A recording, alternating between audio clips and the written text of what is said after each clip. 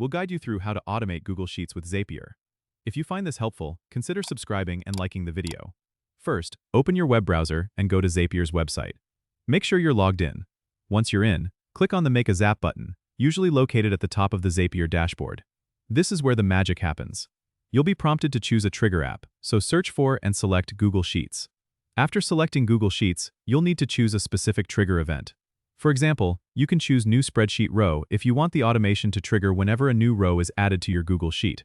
Then, connect your Google Sheets account by following the on-screen instructions. Zapier will walk you through granting the necessary permissions. Once your account is connected, select the specific spreadsheet and worksheet you want to automate.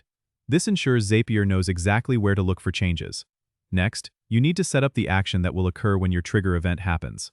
Click on Add Action and choose the app where you want the data to go or the action to occur. For instance, if you're sending data to a CRM, select that app and choose the specific action like Create Contact. Follow the prompts to connect the app just like you did with Google Sheets. After setting up your action, you'll have the opportunity to test your Zap to make sure everything works smoothly.